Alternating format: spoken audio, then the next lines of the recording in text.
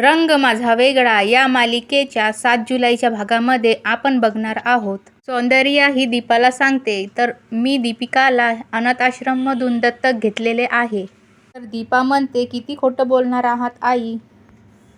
मी दीपिकाच्या जन्माचा दाखला पाहिला आहे. एक खोटं बोलण्यासाठी 1000 वेळेस खोटं बोलावे लागते आणि तुम्ही तेच केलंय. त्यासाठी तुम्ही खोटे पेपर्सही बनवून आणले आहेत. दीपिकाला दत्तक मुलगी म्हणून तुमच्या घरामध्ये वाढवलं आणि मला हे सत्य कळू नये म्हणून पुन्हा एक नाटक रचलं.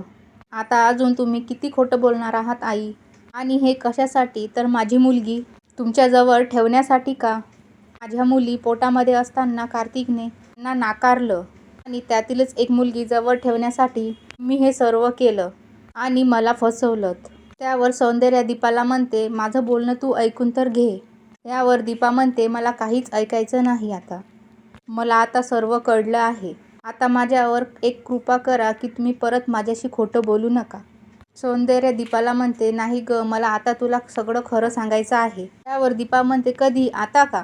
दीपा पुढे म्हणते की मी प्रेग्नेंट असताना घराबाहेर पडले. स्वतःच्या पायावर उभा राहण्याचा प्रयत्न केला आणि त्या काळामध्ये मला अनेक देव माणसं भेटलीत. मी सुद्धा मला नको म्हटले तरी पण प्रयत्न करायचे मदत करण्याची. आणि आता मला समजतंय की तुम्ही त्यावेळी असे का करत होता. तुमच्या डोक्यामध्ये असे सर्व प्लॅनिंग सुरू होते ना. ती सगळी मदत पुढे माझं बाळ मिळवण्यासाठी होतं का. त्यावर सौंदर्या म्हणते नाही ग दीपा, तू उगाच गैरसमज करून घेऊ नकोस. आणि दीपा सौंदर्याला म्हणते असा कुठलाही विचार माझ्या मनामध्ये नव्हता. त्यावर म्हणते हे पण एक खोटंच आहे. आता यापुढे मी तुमच्यावर कधीच विश्वास ठेवणार नाही. सविताताईंनी एक बाळ माझ्या हातामध्ये आणून दिलं आणि त्यानंतर मी त्यांना विचारलं की माझे दुसरे बाळ कुठे आहे आणि त्यावर त्यांनी सांगितलं की माझं दुसरे बाळ गेले. त्यावेळी माझ्या हातामध्ये एक बाळ असूनही माझ्या मनाला फक्त यातना होत होत्या. सर्व कळतंय का तुम्हाला आई. खूप भयंकर खोटं बोललात तुम्ही माझ्यासोबत. तुमचं बाळ गेलं आहे तेव्हा एका आईला ऐकायला किती वाईट वाटलं असेल. याचा कधी तुम्ही विचार केलाय का.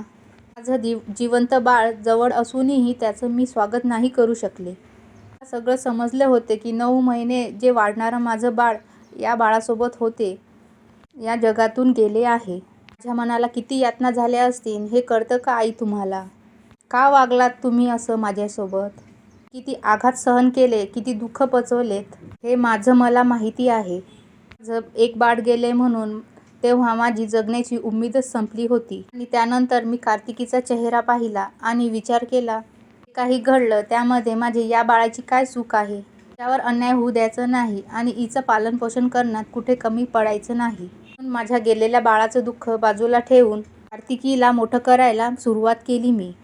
आणि त्यानंतर किती वेळा तुम्ही मला भेटलात तर तुम्ही सत्य काय आहे ते मला कधीच सांगितले नाही. तुम्ही मला दरवेळी सांगत राहिलात दीपिका ही अनाथ आहे, तिला तुम्ही दत्तक घेतले आहे आणि मी सुद्धा त्यावर विश्वास ठेवला. जी मुलगी माझ्या डोळ्यासमोर होती मला दीपा आंटी म्हणून हाक मारायची तर मला कधी कळलेच नाही की ती माझी मुलगी आहे. आणि मला कळलं नाही याला कारण तुम्ही आहात. तुम्ही जबाबदार आहात सौंदर्या इनामदार.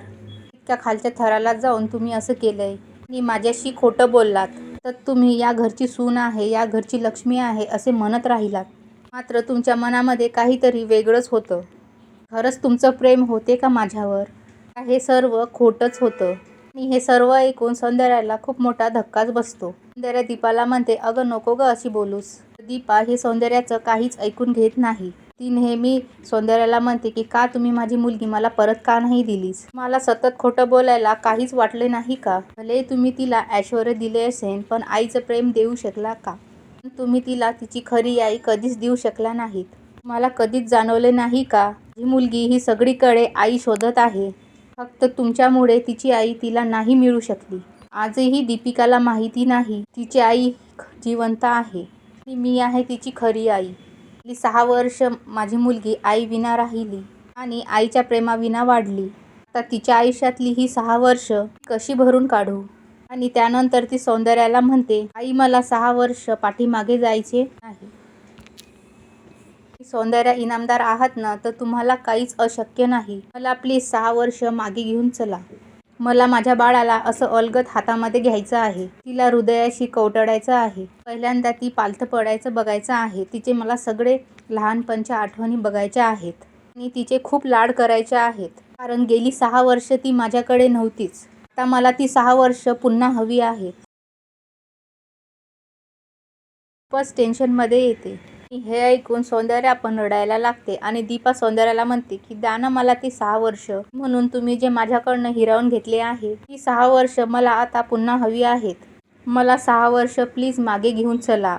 दीपाची अवस्था पाहून सौंदर्या तिच्यापुढे हात जोडते. मला माफ कर दीपा. मात्र दीपा मोठ्याने ओरडून म्हणते, नाही करणार मी तुम्हाला माफ. आणि तुमच्याबद्दल माझ्या मनामध्ये जो काही आदर होता तो आता संपला आहे. तुमच्या मेहनतीने इतके मोठे साम्राज्य तुम्ही उभं केले असेल. मात्र हे सगळं खोटं आहे. तुम्ही एक आई असूनही दुसऱ्या आईचा तिच्या बाळापासून तोडलं. आता तुमच्याबद्दल माझ्या मनामध्ये ना आदर आहे ना प्रेम. तुम्ही खूप क्रूर आहात आणि भावनांमध्ये खूप शून्य आहात. तुम्ही जर मला जीव मागितला असता तर मी तुमच्यासाठी दिला असता. मात्र आता तुम्हाला मी माफी करणार नाही. एका आईपासून तिचं बाळ तुम्ही हिरावून घेतले आहे आणि आता वर तोंड करून तुम्ही माफी मागताय. लाज नाही वाटत का तुम्हाला आई? तर लक्षात ठेवा की मी तुम्हाला कधीच माफ करणार नाही. नंतर दीपा ही मोठमोठ्याने रडायला सुरुवात करते. सौंदर्या पण खूपच रडत असते. दुसरीकडे श्वेता आणि आदित्य हे सौंदर्याच्या रूम बाहेर असतात. श्वेता आदित्यला म्हणते की हे काय चाललंय? दीपाचं का डोकं फिरलं आहे का? आदित्य म्हणतो मला पण काळजी वाटत आहे. तर मम्मा आणि दीपा वहिनी करतील सॉल्व. आता आपण त्यांच्यामध्ये नाही पडायचं. श्वेता म्हणते ठीक आहे, या सर्वांमध्ये मी आता नाही पडत. मला कळू तर दे या दोघींचं काय सुरू आहे. आपलं घर आहे आणि मम्मांवर बाहेरची बाई येऊन आवाज चढवते. नक्की काय प्रकार आहे ते मला समजायलाच हवा. त्यावर आदित्य म्हणतो की दीपा वहिनी ही बाहेरची नाही. श्वेता म्हणते जेव्हा ती हे घर सोडून गेली होती तेव्हाच ती बाहेरची झाली आहे. त्यावर आदी म्हणतो आता हे डिस्कस करण्याची काहीच गरज नाही. मम्मा आहे तिथे, ती सर्व सॉल्व करेल. तू यामध्ये पडण्याची काहीच गरज नाही. आणि श्वेता म्हणते की दीपाने जर मम्मावर हल्ला केला तर? आदी म्हणतो तू काही पण काय बोलू नकोस. त्या दोघी पण खूप समजूतदार आहेत. त्या त्यांच्यातील प्रॉब्लेम सॉल्व करतील. त्यांनी जर बोलवलं तरच आपण जायचं. आणि त्यानंतर आदित्य हा श्वेताला तेथून घेऊन जातो. तर दुसरीकडे दीपा ही सौंदर्याला म्हणते मला तुमचं काहीच ऐकून घ्यायचं नाही आहे आई. सौंदर्या म्हणत असते दीपा मला माहिती आहे की माझं खूप चुकलं आहे. मी तुझ्या माफीची लायक नाही. मात्र तुझं बाळ पळवणं हा माझा हेतू नव्हता. वेळच तशी होती की काय करावं ते मला सुचलेच नाही. त्यावेळी कार्तिकने तुला नाकारलं होतं. स्वभावाने तू बी स्वाभिमानी हे घर सोडून गेली होतीस. मला तुझी खूपच काळजी वाटत होती. कारण 2 बाळांचं ओझं घेऊन तू माझ्या घराचा उंबरठा ओलांडला होता. मला खूपच काळजी वाटत होती. तू या दोन्ही बाळांना कसे वाढवणार? आणि म्हणून मी एक बाळ घरी घेऊन येण्याचे ठरविले. मला वाटलं एका बाळाला आईचं प्रेम मिळेल आणि एका बाळाला वडिलांचं प्रेम मिळेल. पण माझ्या मनामध्ये हे फक्त तात्पुरतं होतं. मला असं वाटत होतं की तू आणि कार्तिक पुन्हा एकत्र याल. पर्यंत एक बाळ आईकडे मोठं होईल आणि दुसरे बाबाकडे. आणि फक्त एवढाच विचार माझ्या मनामध्ये होता. आजी म्हणून मी स्वार्थी वागले असेल. पण कायमची दीपिकाची आणि तुझी ताटातूट करणं हे माझ्या मनात नव्हते. कारण मला माहिती होतं की कार्तिक आणि तू पुन्हा एकत्र याल. एकत्र आणण्यासाठी मी प्रयत्न करत होते. जे स्वप्न होते तुम्ही दोघं आणि तुमच्या दोन्ही मुली एकत्र सुखाने राहाल. तुझ्या निष्पाप बाळाचा चेहरा बघितला आणि त्यानंतर तुझा चेहरा आठवला आणि त्या क्षणी माझी चूक मला समजली. मी ही चूक सुधारण्याचं ठरविलं. आणि ते बाळ घेऊन तुझ्या रूमपर्यंत मी पुन्हा आले होते. ते बाळ तुझ्या कुशीमध्ये पुन्हा ठेवण्याचं ठरविलं. तर मी तुझ्या रूममध्ये आले आणि तेव्हा मला समजलं कार्तिकीला घेऊन तिथून कायमची निघून गेली होतीस. कोणालाही काही न सांगता. ही चूक सुधारण्याची संधी हुकली. दीपा म्हणते तुम्हाला याच्यानंतर अनेक संध्या मिळाल्या होत्या. पण तुम्हाला एकदाही खरं सांगावं असं वाटलं नव्हतं आई. तेव्हा सौंदर्या म्हणते भीतीपोटी. अशाच अपडेट्ससाठी आमच्या चॅनेलला लाईक करा, शेअर करा, सबस्क्राईब करा.